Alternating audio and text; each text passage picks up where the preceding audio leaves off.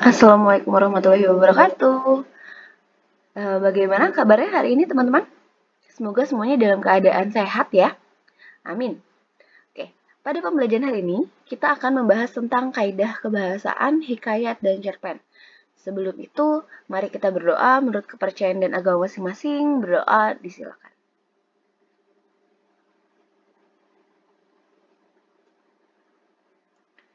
Amin amin ya robbal alamin. Oke, kita masuk ya. Kaidah kebahasaan pada hikayat dan cerpen. Nah, ini terdapat konjungsi urutan waktu. Sebagai teks yang menggambarkan sebuah alur cerita, hikayat dan cerpen tidak dapat lepas dari penggunaan konjungsi urutan waktu. Nah, konjungsi urutan waktu yang digunakan untuk menyatakan urutan sebuah kejadian berdasarkan waktu terjadinya, baik itu sebelumnya, saat, maupun setelahnya. Nah, hikayat ini menggunakan konjungsi urutan waktu berupa kata-kata arkais. Apa sih itu arkais?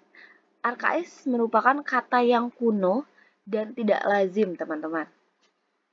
Oke. Contohnya apa nih? Nah, ini contohnya. Contoh kata arkais. Ada alkisah, alhisah.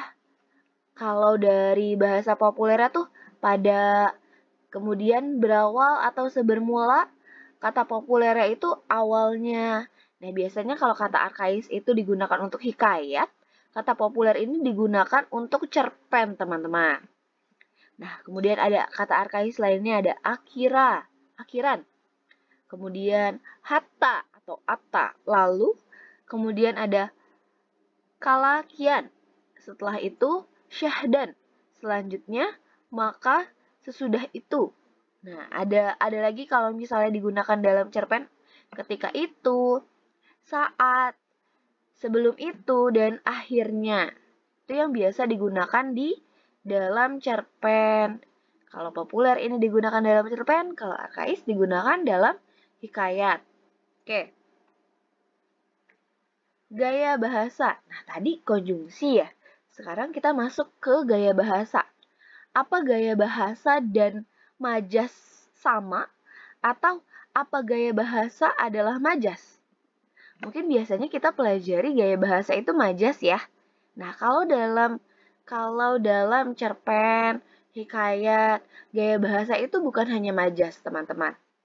Karena majas sendiri dalam KBBI daring memiliki makna, yaitu cara melukiskan sesuatu dengan jalan menyamakan dengan sesuatu yang lain. Atau dalam kata lain adalah kiasan. Nah, majas adalah kiasan. Tapi gaya bahasa dalam KBBI punya 4 makna. Yang pertama, pemanfaatan atas kekayaan bahasa oleh seseorang dalam bertutur atau menulis. Kemudian, pemakaian ragam tertentu untuk memperoleh efek-efek tertentu. Kemudian, ada keseluruhan ciri-ciri bahasa sekelompok penulis sastra dan cara khas dalam menyatakan pikiran atau perasaan dalam bentuk tulisan atau lisan. Jadi kalau majas adalah kiasan, gaya bahasa itu tidak hanya sekedar majas. Ya, gaya bahasa itu juga sebagai ciri khas penulisan dari si penulis atau si pengarang, teman-teman. Ya. Kemudian apalagi sih? Sekarang udah tahu ya perbedaan antara gaya bahasa dan majas. Sekarang kita kemana lagi ya? Oke, ada macam-macam majas. Ada antonomasia, ada personifikasi, hiperbola, kemudian ada lagi nih sebenarnya ada simile dan metafora. Kita bahas dari antonomasia. Ini mungkin terdengar asing ya bagi teman-teman. Tapi majas ini merupakan majas yang menyebut seseorang berdasarkan ciri atau sifat yang menonjol. Biasanya terdapat pada cerpen ataupun hikayat. Di sini contohnya, hatta beberapa lamanya, maka istri si miskin itu pun hamillah 3 bulan lamanya. Nah, kata si miskin ini adalah ciri dari sosok yang digambarkan sebagai orang yang miskin, begitu ya. Jadi ini ciri khasnya. Kemudian ada personifikasi. Personifikasi menyatakan benda mati maupun benda hidup yang bukan manusia sebagai sesuatu yang seolah-olah bersifat atau berlaku layaknya manusia. Ini bisa yang bukan manusia, bisa hewan, tumbuhan, atau benda-benda mati lainnya ya. Ini kalau personifikasi mungkin sudah tidak asing bagi teman-teman. Contohnya, samar-samar nyanyian jangkrik terdengar di sampingku. Nah, nyanyian jangkrik. Jangkrik ini adalah hewan.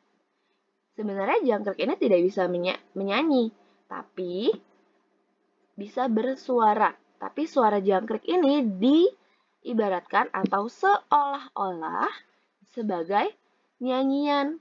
Begitu. Ada contoh lain, misal, angin menyambar wajahku. Di sini menyambar adalah sifat manusia ya, atau kata kerja nih yang dilakukan oleh manusia, tapi di sini digunakan dengan kata angin ya. Kemudian ada hiperbola. Udah tahu nih pasti ya. Hiperbola, gaya bahasa yang mengandung pernyataan dengan melebih-lebihkan sesuatu dari yang sebenarnya. Berarti di sini kata kiasannya melebih-lebihkan. Contohnya, aku tak dapat berbicara. Tanganku dingin bak es yang keluar dari freezer. Nah, loh, tanganku dingin katanya. Biasanya kalau kita gugup ya, biasanya tangan kita dingin dan berkeringat begitu. Di sini seolah-olah tanganku dingin bak es. Nah, ini kan lebay ya, berlebihan ya. Kan kalau es itu beku, tapi kalau tangan sendiri mungkin nggak bisa beku. Gitu. Jadi berlebihan di sini. Contoh lainnya. Seraya berkata kepada suamiku, adapun akan emas ini sampai kepada anak cucu kita, sekalipun tiada habis dibuat belanja. Ini juga berlebih-lebihan. Berlebih-lebihannya di mana? Di kata emas ini sampai kepada anak cucu kita sekalipun tiada habis dibuat belanja. Ya, karena emasnya banyak, ya banyak sekali. Ini melebih-lebihkan bahwa emasnya tidak akan habis sampai anak cucunya. Begitu. Oke, selanjutnya ada majas perbandingan, simile dan metafora. Nah, kalau simile di sini membandingkan suatu hal dengan hal lain secara eksplisit menggunakan kata penghubung atau kata pembanding. Jadi dibanding-bandinginnya ya, pembandingnya ada kata pembandingnya gitu ya. Contohnya, kamu tidur seperti kerbau. Nah, kata seperti ini adalah kata pembanding, teman-teman. Kata pembanding ada apa lagi? Ada seperti, laksana, bak, bagaikan. Nah, itu adalah kata-kata pembanding. Contoh lainnya, mereka selalu bertengkar, bak kucing dan anjing. Nah, di sini ada kata pembandingnya juga. Ada kata bak. Begitu ya. Kemudian, ada metafora. Majas yang menggunakan kata,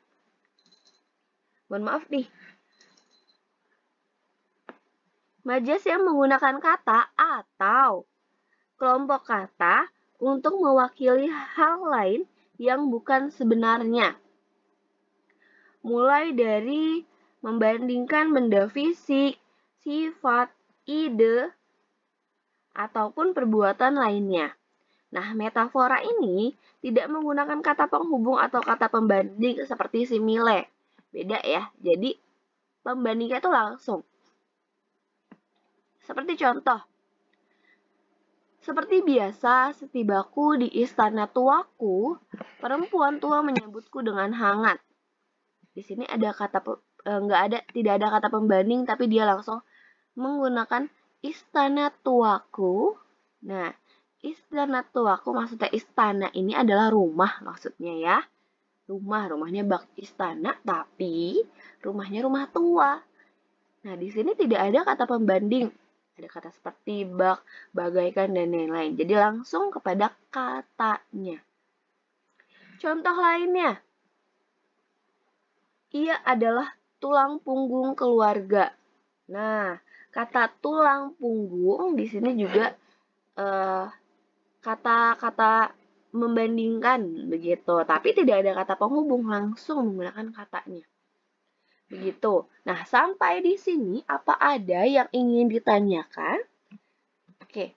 Kalau ada yang ingin ditanyakan atau kurang jelas, boleh ditanyakan di grup ya. Jadi tidak tercecer di personal chat. Langsung ditanyakan di dalam grup biar kita bisa diskusi di dalam grup dengan teman-teman lainnya. Oke, terima kasih sudah belajar hari ini. Semoga pembelajaran hari ini bisa teman-teman maknai dengan baik ya. Amin. Oke, kita tutup pembelajaran hari ini dengan berdoa. Berdoa menurut kepercayaan dan agama masing-masing. Berdoa disilakan.